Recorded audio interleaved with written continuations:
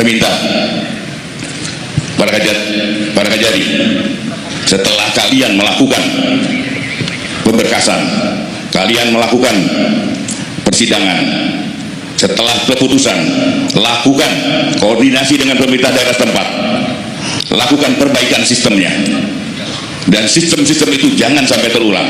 Dan apabila kalian tidak memperhatikan apa yang saya sampaikan, kalian justru yang saya akan tindak. Kalau pimpinannya bersih, yakinlah anak buah kalian akan takut melakukan perbuatan tercela. Tapi kalau pimpinan unit kerjanya korup, di bawah adalah rampok, ingat itu. Apabila anak buah kita melakukan perbuatan tercela korupsi, yakin bahwa pimpinan akan menindak secara tegas.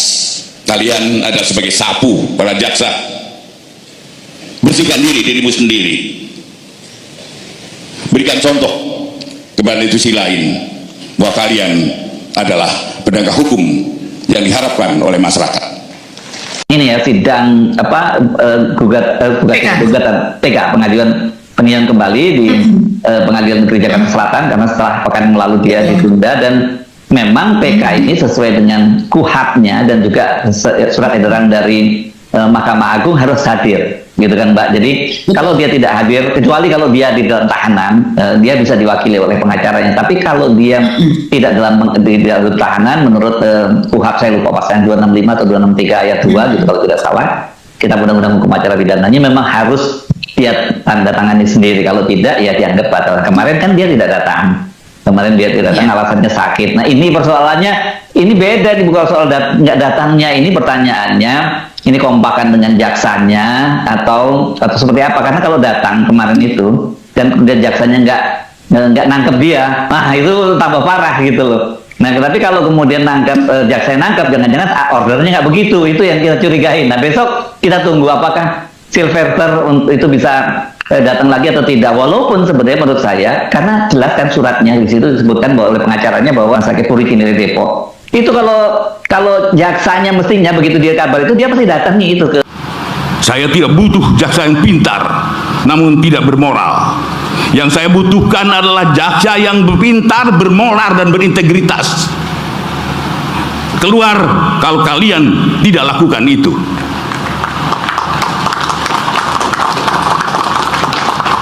Dan camkan apa yang saya katakan. Rasa keadilan tidak ada dalam buku, tidak ada dalam teks undang-undang, melainkan ada dalam hati nurani kalian. Camkan itu. Dan langsung ditangkap. Bahwa kemudian dia sakit, ya dibantarkan di rumah sakit. Jadi yang ini kan nggak dilakukan oleh kejaksaan gitu. Jadi ini menarik ini besok itu.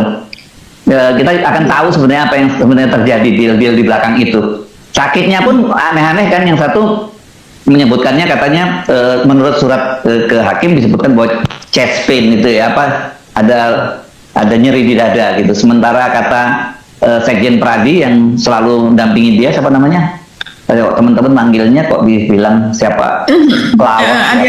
Oh Ade Darmawan. Ade Darmawan dia bilang tifus waktu itu. Jadi ini penyakit apa sebenarnya gitu. Dan saya tidak mendengar kabar bahwa ada jaksa penyidiknya atau bukan jaksa penyidik ya, mesti intelijennya kejaksaan yang datang ke rumah sakit Puri Kinere dan menangkap dia di rumah sakit. Jelas kok, katanya selama ini alasannya kan hilang, tapi kan ternyata dia katanya di rumah sakit Puri datangi, tangkap, kemudian setelah ditangkap ada penandatangan surat penangkapan, dibantarkan, gitu mestinya.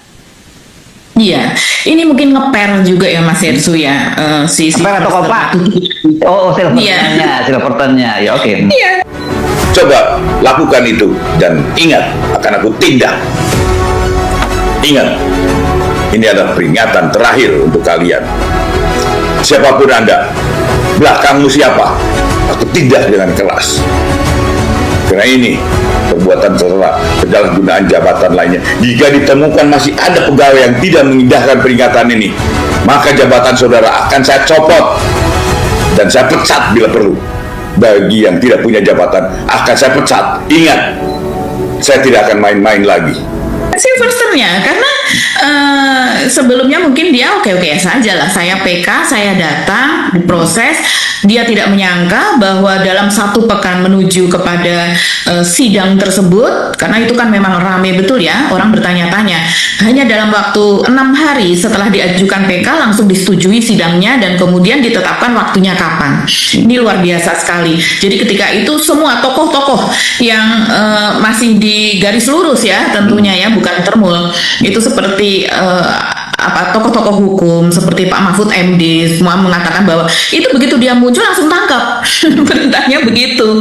Jadi jangan sampai ini, karena yang kasihan kejaksaannya dalam hal ini, nama kejaksaan. Kalau saya tidak kasihan sih Mbak, maunya mereka juga begitu kok. Iya betul. Tapi kan ini kejaksaan kan tidak seluruhnya seperti itu. Kita tahu belakangan ini kejaksaan kecuali untuk kasus untuk kasus yang kemudian sudah diabolisi yaitu Tom Lembong gitu ya, kita juga melihat loh ini bagaimana. Tapi untuk kasus yang lain ya kejaksaan itu sudah mulai maju. Nah dengan adanya ini saya rasa masih ada termul di dalam kejaksaan ini kan menjadi yang tercoreng kejaksaannya. Dan kemudian setelah kejaksaannya tentu saja orang mempertanyakan kepada Pak Prabowo-nya. Pak Prabowo sudah susah-susah gitu ya, artinya susah-susah itu menggunakan hak prerogatifnya untuk memberikan abolisi, yang jarang sekali loh abolisi ini dikeluarkan. Kalau yang amnesti itu banyak dikeluarkan. Nah sudah menggunakan itu yang kemudian kontroversial gitu, tentu saja dalam hal ini kan dia harus berhadapan juga dengan geng Solo gitu. Tapi kok untuk kasus ini sepertinya tidak berdaya. Pak Prabowo ada apa kan? Dia tidak perlu menunjuk ke satu kasus, tapi cukup dengan petunjuk begitu kan, biasanya disebutnya sebagai petunjuk dari Bapak Presiden, perintah dari Bapak Presiden bahwa kejaksaan harus betul-betul semua orang yang sudah harus dieksekusi misalnya, tanpa menyebut nama Sylvester pun saya rasa pimpinan kejaksaan pasti sudah tahu. Tapi dalam hal ini sudah tahu apa yang akan dan harus dilakukan, tapi dalam hal ini kenapa tidak gitu. Ini pasti di belakangnya tawar menawarnya sangat kuat sekali. Jadi memang sampai kemudian DPR Komisi 3 juga meminta itu, enggak kurang lah tokoh-tokoh LSM dan sebagainya, mahasiswa juga menyuarakan itu untuk menangkap Sylvester. Tapi sampai sekarang kok tidak, malah keberadaan Sylvester ini apakah betul di rumah sakit, sekarang masih di rumah sakit atau tidak kan kita juga tidak tahu. Tapi yang jelas besok itu seharusnya dia datang, dan kemudian kalau seandainya dia tidak datang, ini sudah sangat jelas aturannya. Kalau seandainya dia sekarang itu memang mematuhi, misalnya dia sekarang ini ada di dalam tahanan, itu bisa memang diwakilkan oleh kuasa hukumnya, katanya demikian aturannya. Tapi selagi dia belum dieksekusi ya dia sendiri harus datang. Dan kalau seandainya dia besok tidak datang, berarti bisa saja persetujuan untuk diterima PK tersebut untuk kemudian disidangkan itu bisa dianulir. Jadi artinya tidak akan ada PK. Ya memang tidak akan ada PK kalau dia tidak datang. Iya, Dan kalau dia tidak datang. Ya, dilemanya kan di situ ya. Kalau dilema satu, kalau memang itu kejaksaan bahwa sebenarnya niatnya nangkep, yaitu dilemanya dari Sylvester, kalau dia datang dia kemudian akan ditangkap. Kalau nggak datang dari PK-nya berarti nggak sah kan gitu. Tapi kalau lihat gelagatnya sebenarnya kayaknya ini sih saling tahu menahu aja, karena ya seperti yang saya tadi sebutkan, alasannya menghilang dulu. Mau sekarang ketahuan di mana kok, udah jelas dia ada di rumah sakit kalau menurut pemberitahuan. Kalau tidak kan itu juga bisa menjadi macam pembohongan juga kan, dia berarti membohongi pengadilan kalau ternyata begitu dia melaporkan bahwa dia ada dirawat di rumah sakit.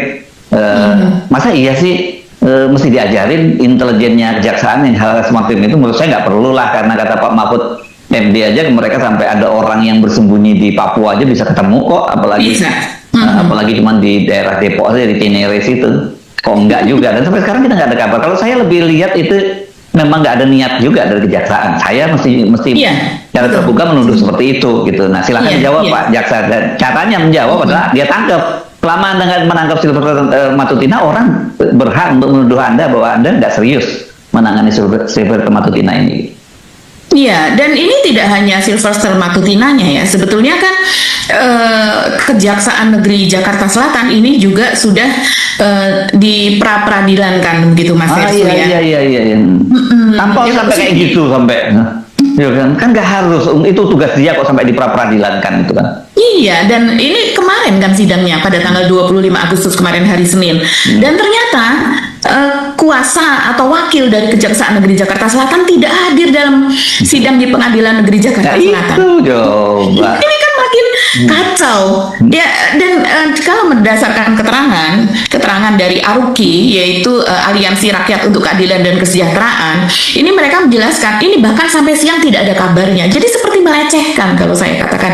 Ini sampai dengan dibuka itu padahal jadwalnya sendiri sudah siang ya, bukan pagi hari. Pada pukul 13.30 artinya sesudah zuhur jam 1:30 siang. Ini tidak muncul perwakilan dari sana, tapi akhirnya oleh hakim itu tetap dibuka hanya untuk memvalidasi gitu ya.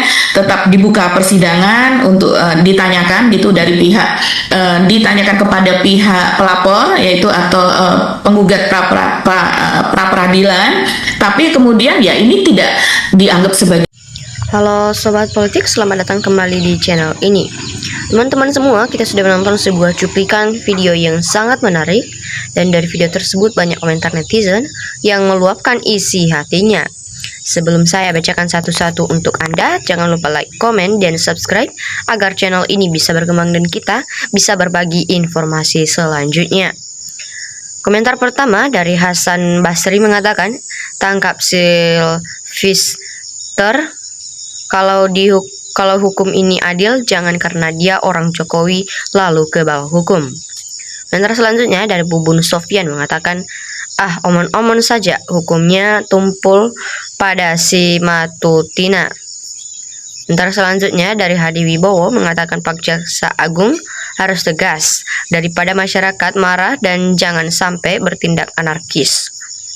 Komentar selanjutnya dari Witok Tapa ini mengatakan termol-termol dimusnahkan di negara kita ini. Jangan merusak tata negara kita, sebelum Presiden Jokowi nggak ada termol. Komentar selanjutnya dari Wagiono mengatakan mantan presiden satu-satunya yang punya peliharaan preman, ormas dan termul. Banyak bukan polisi ilegal, bahkan punya polisi ilegal. Komentar selanjutnya dari Suhardi Hardi mengatakan, jangan omon-omon, hukum sudah ditolak balok. Komentar selanjutnya dari Doesi Niwacani mengatakan, Jaksa Agung Burhanuddin tidak punya malu sama rakyat tentang Sylvester, biasanya cuman omon-omon dan terima gaji, gesek dan fasilitas tunjangan-tunjangan lain, bisa dikit makan gaji buta. Bentar selanjutnya dari Singadiantono mengatakan rakyat mohon bongkar semua yang terlibat, jangan mau dikorbankan sendiri. Komentar selanjutnya dari KRJ Wijaya mengatakan baru jaksa yang tegas, berani tangkap Jokowi seret ke pengadilan, suruh tunjukin ijazahnya, jangan cuman omon-omon. Komentar selanjutnya dari Abang Cacung mengatakan itu omongan Jaksa Agung hanya omon-omon, mana berani nangkap Sylvester apalagi Jokowi. Komentar selanjutnya dari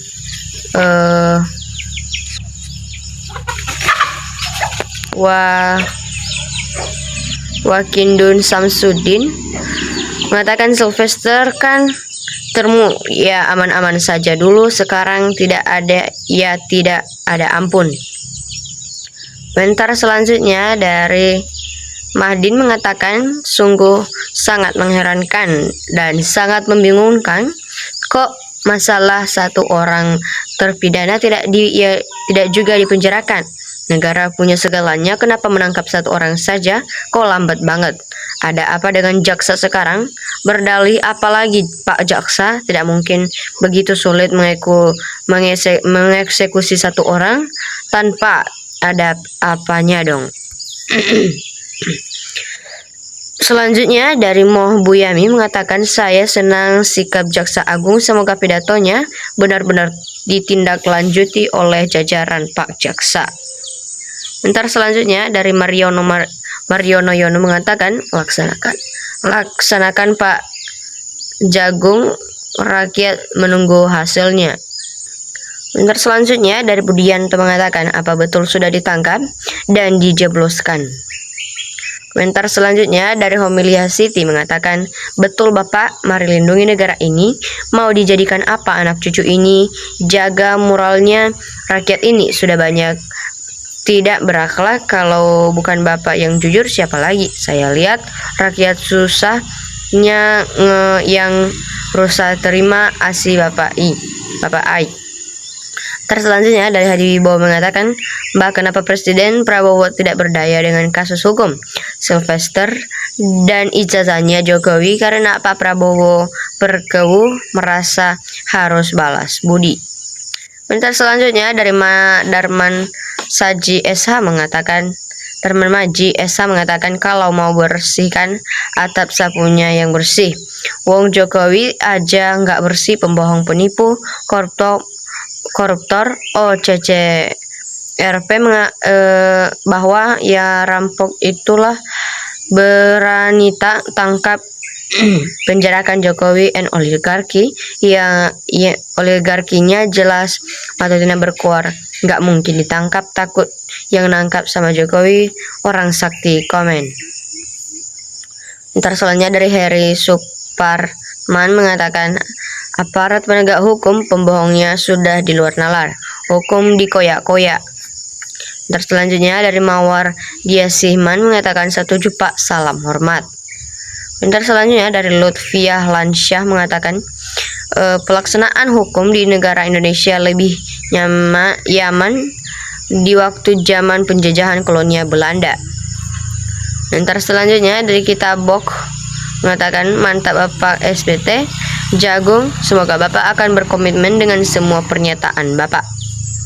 Ntar selanjutnya dari Christian Foy mengatakan, kunci dari penegak hukum di Indonesia yang berasakan kebenaran dan keadilan adalah keberanian dan nyali daripada penegak hukum untuk mengambil langkah secara berani dan berintegrasi. Masalahnya adalah penegak hukum ketakutan terhadap bayang-bayang yang menyandera mereka. Saatnya hukum hidup berdiri tegak sebagai panglima yang mengawal kehidupan berbangsa dan bernegara berdasarkan konstitusi. Hidup negara hukum, hidup Indonesia. Komentar selanjutnya dari Maman Karnani mengatakan, jaksa-jaksa di pengadilan negeri khusus di Solo dan Jakarta semua sudah disiap oleh si Jokowi. Selanjutnya dari Hari Sabtono mengatakan, kalau pidato lantang dan menarik, tapi hasil kinerjanya sangat menyedihkan. Sudah berapa lama nanggap Sylvester saja nggak mampu. Dan selanjutnya dari Dading Rianto mengatakan, Jaksa Agung cuma mau bela diri. Sudah salah Gibran jadi Warpres, sekarang sok suci. Keluar dengan kebenaran, sudah terlambat kebohonganmu itu. Komentar selanjutnya dari Rinjani mengatakan, halah cuma lelucon, sampai saat ini tidak ada yang berani nangkap. Komentar selanjutnya dari Teguh Wirnano mengatakan, tindak saja, tapi kan kalah sama uang banyak. Percaya atau tidak, 6 tahun nyari satu orang di Indonesia kok nggak bisa dapet. Jangan-jangan jaksanya terima umpetin. Komentar selanjutnya dari Marsuni Roni mengatakan, Assalamualaikum, ini hakim yang mulia hati, sungguh mengerti dunia dan akhirat. Magakkan hukum yang sempurna, tidak pandang bulu, dan hukum selalu di jalan dalam kebenaran. Dalam kebenaran bukan mencari menang dan kalah. Diuji dokumen yang dari kertas, yang dari tanggalnya tahun, dan harus runtut. Kebenaran itu kalau ijazah diuji tidak bisa terbantahkan oleh agar politik bisa melihat. Baik teman-teman, sampai di sini saja komentar yang kita bacakan. Jangan lupa tonton video berikutnya, jangan lupa like, komen, dan subscribe.